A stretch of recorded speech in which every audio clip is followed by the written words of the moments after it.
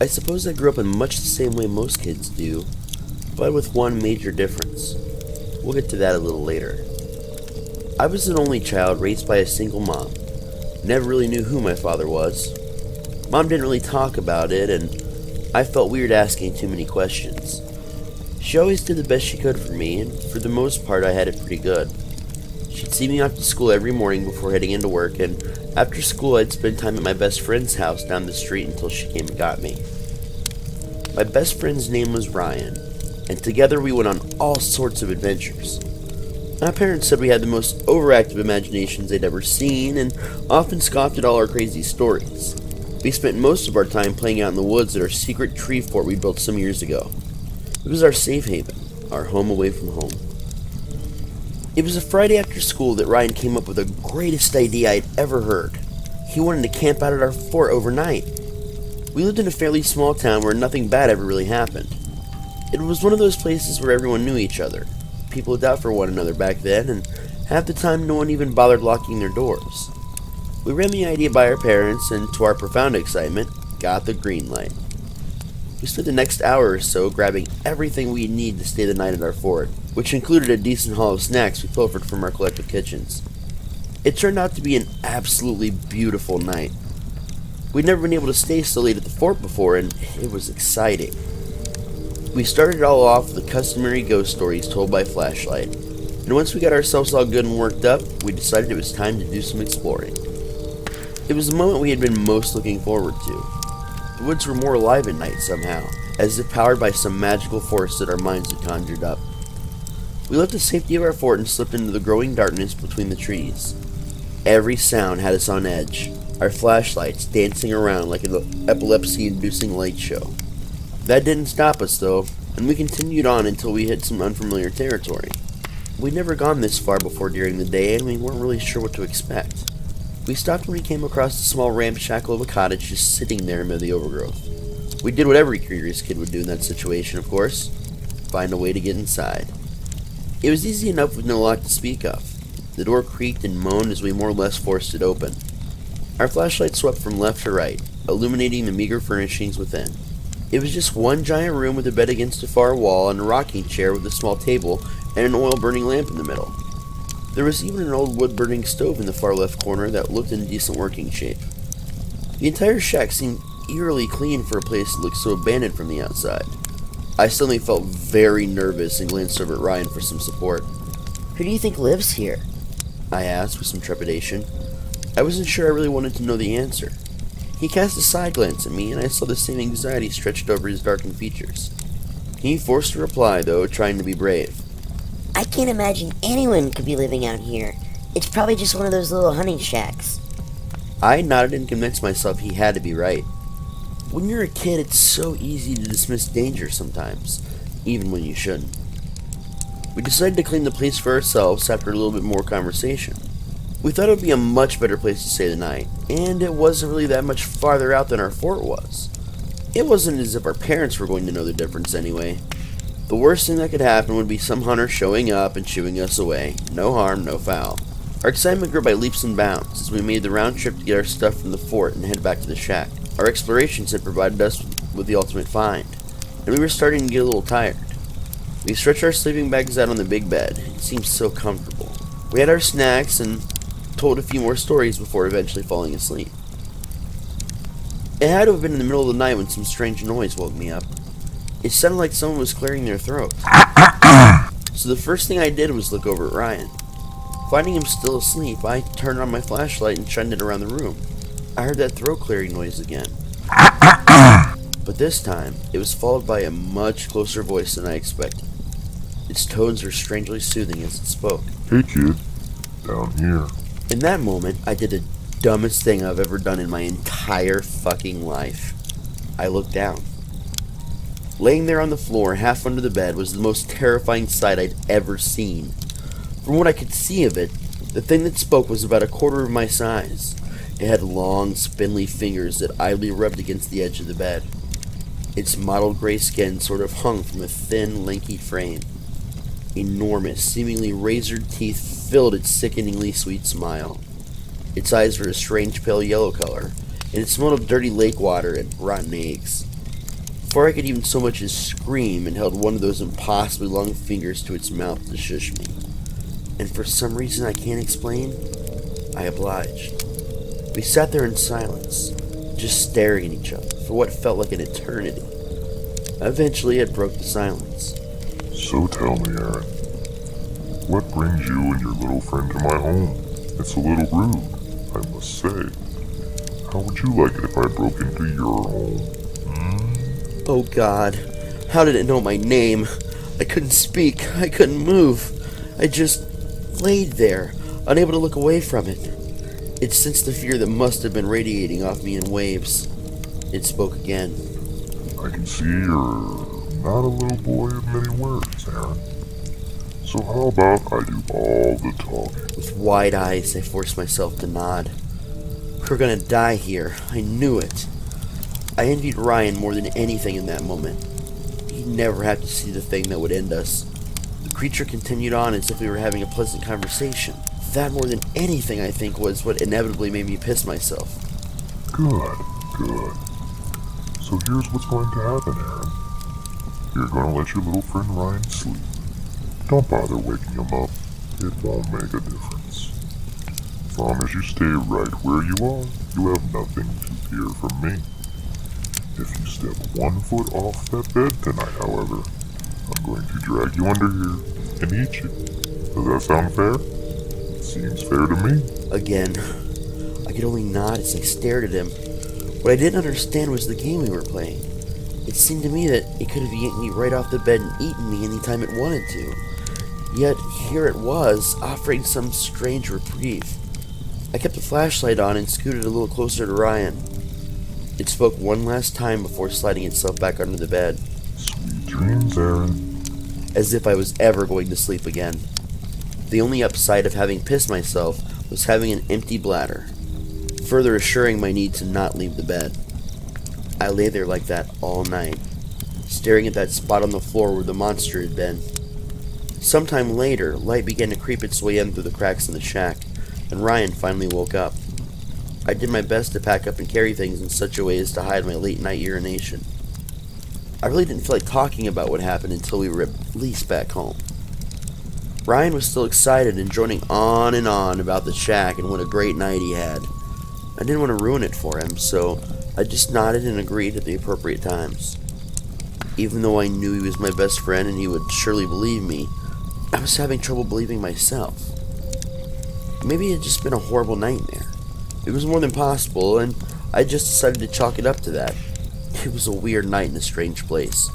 Bad dreams happen even in safe environments. Once we were back in the relative safety of Ryan's house, I quickly changed my clothes and stuffed the wet ones in a plastic bag that had held snacks the night before. I was feeling calmer and decided to tell Ryan about the horrible nightmare I had. He listened in rapt attention. When I was done, he took a deep breath before talking. That sounds scary as hell, Aaron. Good thing it was only a nightmare, huh? I quickly agreed with him, and we made plans for him to spend the night at my house. Mom had the rest of the weekend off and agreed to it, and I think Ryan's parents were just glad to have a little break. Mom came and picked us up. The first thing we did was take turns having a shower to wash off the stink of the woods that still mussed up our clothes and hair. Feeling clean after the night before was just the best feeling in the entire world. It's not that I forgot about the dream or anything, I was just so busy having fun with Ryan that I didn't dwell on it. We sat around my Nintendo playing Contra a lot of the day, all cheat-coded up. I still have that cheat code memorized even after all these years. Eventually, night started to roll back around. Ryan and I conned my mom into letting us hook up the VCR in my room so we could watch some scary movies. She turned in earlier and left us to our own devices, which suited us just fine. We made some popcorn, grabbed some Pop-Tarts and soda, and geared up for a marathon to end all marathons. We planned to stay up till dawn watching movies. It was to be this great achievement. I think we both ended up passing out around 2 in the morning, but it was still the longest we'd ever made it. I remember being woken up by a strangely familiar sound, one I had not expected, even though perhaps I should have. Someone or something was clearing its throat. The voice drifted up from the floor somewhere, but this time I didn't look. I didn't even so much as turn on a light or make a single noise. Instead, I just pretended to be asleep. I thought that if I just kept my eyes closed, it would go away. I should have known better. The voice drifted up to me with its far too relaxed and chilling tones. I know you're awake, Aaron. So this is what your house looks like. It's bigger than I expected. So much room under here. I bet if I tried, I could fit you both down here, you know. I shuddered and bit my lip hard enough to draw blood. Gently, I laid a hand on Ryan to wake him up. I'd be damned if I was going through this alone all over again. His eyes drifted open lazily, and I put a finger to my lips and pointed to the floor. His eyes got wide, and he nodded ever so slightly. This, however, was not lost on the monster under my bed. It spoke once again. Ah, Ryan, welcome to the party. Let me fill you in on the rules. You leave the bed, I eat you. Shouldn't have had all those sodas, boys. It's going to be a very long night. We just laid there in silence after that, neither of us able to sleep. There's no way we were both having the same dream. It had to be real. Why did we go into that fucking shack? This is a question I still ask myself every day. The monster said goodnight to us eventually, but we knew he'd still be there till morning. My mom came in to wake us up and found us both shaking and pale. We tried to tell her what had happened, but of course she blamed the movies we'd watched the night before. The more we insisted that our monster was real, the angrier she got. And eventually it led to scary things being banned in the house for a while. That was fine with me though. I'd had my fill at that point. Since we had school the next day and Ryan hadn't finished his homework yet, Mom and I took him home. We gave each other a knowing glance before we parted ways. That night, I laid every booby trap under and around my bed that I could think of. There were tripwires made out of some fishing string attached to the belt of my old bike. There were Legos sprinkled all around the border of the bed. I even stuffed my toy chest and all sorts of things under there to make sure the monster would have no room to hide. I assumed that Ryan had done the same thing, or at least I hoped he did. Seeing him the next day at school was a relief. Apparently, neither of us had gotten a visit, so that was something. As usual, we went to his house after school, but we decided to take a break from the fort for a while. Neither of us wanted to be any closer to that shack than we needed to be. Before Mom came to pick me up, Ryan's mom got a call from a relative. Apparently, her grandmother was dying, and they had to rush to Florida to be with her. That meant I'd probably have a babysitter after school till they came back. Before bed that night, I checked my traps. Deciding everything was all set, I crawled into bed and after hours of staring at the ceiling, finally fell asleep. That night I woke up to the sound of that old bike bell going off and something moving under the bed. Shortly after, I heard the voice. Is this how you treat all your guests, Aaron? What a rude child you are indeed. How about we call a truce? Perhaps you and I got off on the wrong foot, after all. I sure could use some company, you know, Aaron. It gets lonely living under people's beds. I couldn't believe what I was hearing. I'd seen that movie Little Monsters, and even though I'd secretly wished for my very own Maurice, the reality of it was almost too frightening. This time, however, I decided to speak to it. So, why do you hide under people's beds? The creature chuckled gently. It's sort of my job. I am a monster, you must realize. Would you like to play a new game, Aaron? What sort of game? I replied. He was quick to answer. Any game you want, of course. I see you have an electronic battleship under here. I stopped to really consider what was going on. Was it possible that this was a friendly monster? Up until a few days ago, I hadn't really thought monsters existed at all. Something about this seemed too good to be true. Its voice was just so soothing, and if not for its appearance, I might have left that bed. I shook my head a bit and looked into his fiendish eyes. He responded soon after. So, no game then? A pity, but I understand. We barely know each other. In fact, you don't even know my name. Silly me. You, my boy, may call me Mr. Jones. We kept up the conversations most of the night. We talked about comics, movies, food, pretty much all the stuff the kids my age were interested in. This happened every night that Ryan was gone, which was pretty much for the rest of the week. Every night the monster would ask to play a game and try and get me off the bed, and every night I'd decline and we'd talk instead. On the last night, however, things got stranger, if that were even possible. I cleared a space for it and sat patiently awaiting its return. As always, that sound of a clearing throat signaled me to its arrival. Evening, Mr. Jones. Did you have a good day? Mr. Jones shook his head. No, Aaron, I did not. I'm very hungry, you see. I haven't eaten in a week. Come play a game with me, why don't you? Help me get my mind off the hunger. This time when I refused, it got angry. Enough of this bullshit, you little brat.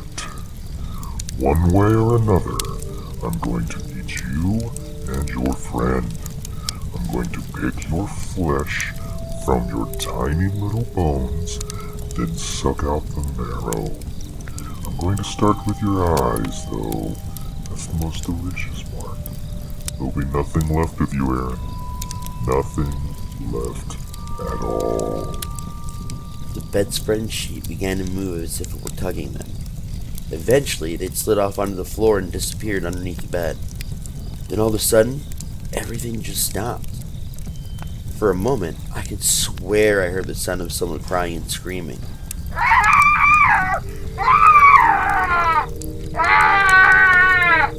It sounded so eerily familiar to me somehow. I lay there awake for hours longer with nothing to show for it before eventually falling asleep, huddled into the centermost part of my bed. The light slipped in through the window in my room, but it was the crying and loud voices I heard coming from the living room that actually woke me up.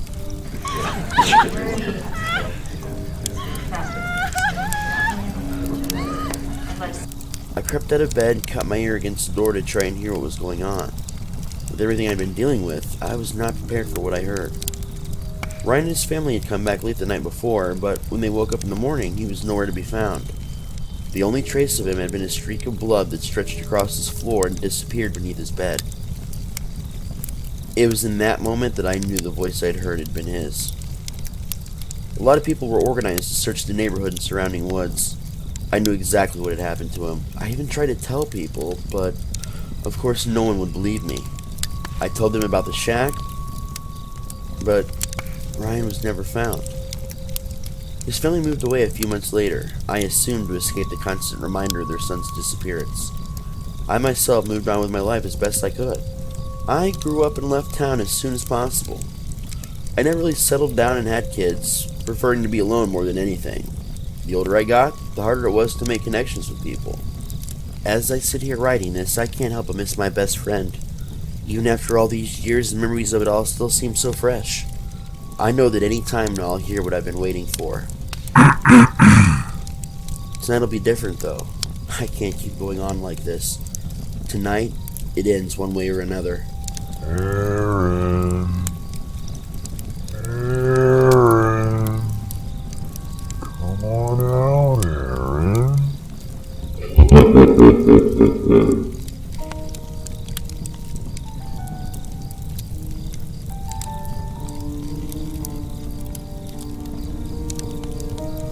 Well, that about wraps it up for episode 1 of Twisted Tales. We hope you've enjoyed your time with us this evening. If you have, then please consider leaving us a donation. Like many horror audio podcasts, we rely on you, the listener, to help keep the show in production. If you're unable to contribute monetarily, please consider telling your friends and sharing the links, because word of mouth is how we grow. If you're interested in contributing a story or becoming one of our voice actors, just send an email to twistedtalespodcast@gmail.com. Keep an eye out for episode 2 in December, when we'll have all new stories and maybe even a few new voices. And with that, we bid you farewell, dear listeners. Darkest dreams.